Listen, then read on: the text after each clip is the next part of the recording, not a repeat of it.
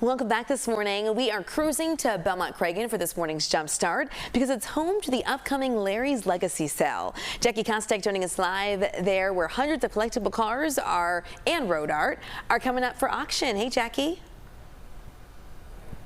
Audrina, good morning to you. This has actually been the Klairmont Kollections Automotive Museum for the last several years, so it actually has been open to the public, but now a lot of these vehicles, or all of these vehicles, are going to go up for auction. That starts on September 20th. They've got something for everyone here. So this is actually an old Chicago police cruiser from 1921. Yes, I'm here with Sam Murtaugh this morning, who is the COO for Mecum Auctions. Sam, good morning to you. Good morning. Well, thank you so much for having us here at the Klairmont Collections, 275 vehicles in this space. How did Larry Klairmont collect all of these cars and why?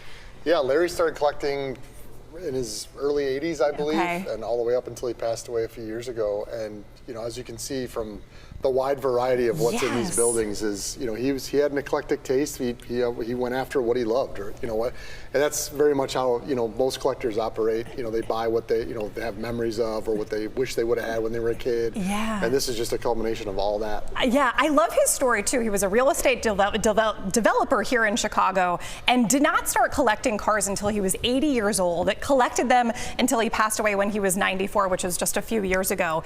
Why now for putting these cars up for auction? Yeah, as Larry accumulated cars, he was stashing them in various buildings, and then at a point in time decided, you know, I need to bring all these things in together. So figured, why not put a museum together? So that's what this building has been for the last several years. Yeah. Like you said, it's been open to the public.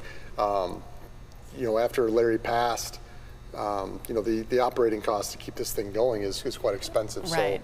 So sort of retooling and figuring that the best way to go about this to carry on Larry's legacy for the future would be to, you know, we're going to sell these vehicles for the foundation and carry it on forward. And a lot of that money will go back into the Chicago community, which is really cool. Let's talk about some of the unique vehicles. I mean, I feel like every vehicle in here is unique, but this one in particular is really special. What makes this one special? Yeah, this one really stands out. It's a 1926 Rickenbacker. Okay. Eddie Rickenbacker was a fighter pilot in World War I. Oh my gosh. So there were 17 cars of this produced. Yes. This is the only one thought left to exist. The only one in the world thought left to exist. That is amazing. This is probably the most valuable car in his collection due to its uniqueness, rarity, being the only one left. Absolutely. And as you can see, it's just pretty stylish for 1926. I mean, you know, the color combination, all that copper, and it's just a gorgeous vehicle, a great representation of what's in here. I was going to say, it's really like a chic color combination. It's almost really like is, it still really holds true to today. Definitely holds and true. I love the special, what do you call this at the front of the car?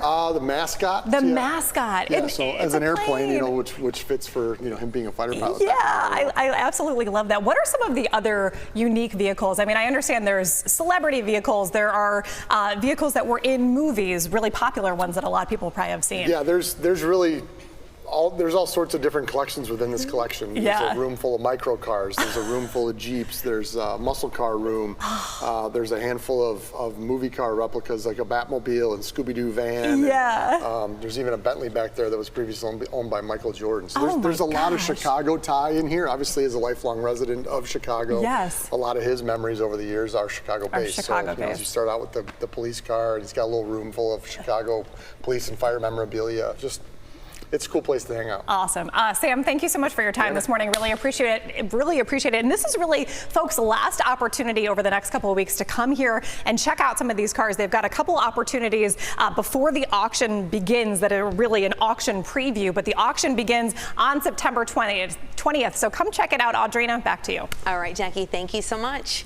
Well, we can't all be Batman, but you can look like you own the Batmobile, maybe. It's part of a car collection and road art set in Belmont Craigen. And our Jackie Kostek has a look at one of Chicago's most iconic private car museums. How cool is this? Hey, Jackie, how's it going out there? Marissa, good morning to you. Well, it's so cool. This museum has been around for the last several years, but now this entire collection is being auctioned off. So everything that you see this morning, the 275 vehicles, plus all of the road art around, even the cars, the bicycles, everything is being auctioned off starting on September 20th. You've got a few more opportunities to come and check out the museum, check out the collection before it goes to auction. I'm here with Sam Murtaugh this morning, who is the COO for Mecum Auctions. Good morning to you, Sam. Good morning. Well, we have moved back to the back room of the museum. There's also actually another floor upstairs too, so this collection is huge. But let's talk a little bit about some of the celebrity and the movie replicas that you have here. This is pretty cool. So we're here in the main hall, and there's a great selection of movie memorabilia. Yes. A lot of these vehicles here, you can see there's Batmobiles from a couple generations. Yes. Batmobiles motorcycle. Yeah. The memorabilia surrounding that with the mannequins and whatnot. You've got a car from the Green Hornet. There's a DeLorean back there from Back to the Future. Yep. Jurassic Park Jeep Wrangler. Even a Scooby-Doo van. Oh my gosh. So, you know, all these are what we refer to as replicas. They weren't necessarily in the movies themselves, but they represent the movies, and just this whole corner is just instantly recognizable when you walk through this museum. And someone's got memories from all these different movies that are going on. For sure. Larry Klairmont was a Chicago guy, and I love when you come into the museum and you see some of his collection, because they're really sort of shout outs to Chicago things, Chicago brands, companies that people would know. I mean, even the hot dogs, which is no longer around, but people would definitely know that. Yep. Larry loved Chicago, right? Yeah, lifelong Chicago resident. Yeah. So, I mean, everything in here represents some form of Chicago, and every little nook and cranny. There's a Marshall Fields storefront back in the corner. Oh my gosh, like you I said, love the hot dogs. We've got Michael Jordan's Bentley over there. That's pretty special. Michael Jordan. So, you know, yeah, it doesn't get more Chicago than that, right? No, it really doesn't. Sam, we're going to move on to, I think, what is one of the coolest cars in here. I mean, there are cars from all different generations, model cars that never actually even went to market. This one in particular has a little glitz, a little glam to it. How many crystals are we talking on this bad boy?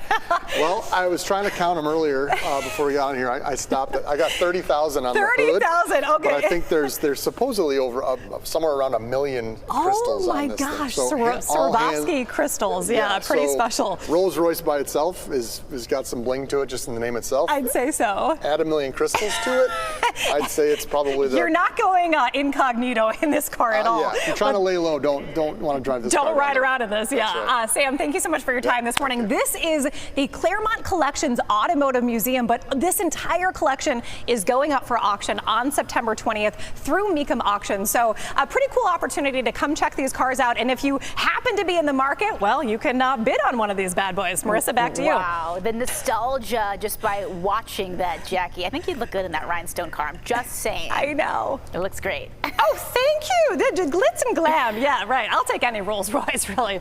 I love it. Jackie, thank you so much. Well, if you're a fan of the classic cars and retro rides, then today's Jumpstart is just for you. Yeah, nearly 300 collector cars and more than 1,000 pieces of road art will soon be on sale through auction next month at Chicago's Klairmont Kollections Automotive Museum. Say that 3 times fast. I know, right? And if that got your attention, then Jackie Kostek is doing the work for you. She's going behind the scenes to see more of these cars up close. Hey, Jackie. Adrina, Marissa, good morning to you from the Belmont Cragen neighborhood. And yes, this had been the Klairmont Kollections Automotive Museum. Well, the museum is now closed because this entire collection of Larry Klairmonts from back in the day is actually going up for auction on September 20th. So I'm here with Sam Murtaugh from Mecum Auctions, the COO of Mecum Auctions. Good morning to you, Sam. Good morning. Well, tell me a little bit about Larry Klairmont, who he was and why he had this entire collection of amazing old cars. Yeah, so Larry, lifelong resident of Chicago, real estate business guy. Started collecting cars, I think, in his early 80s. Yeah.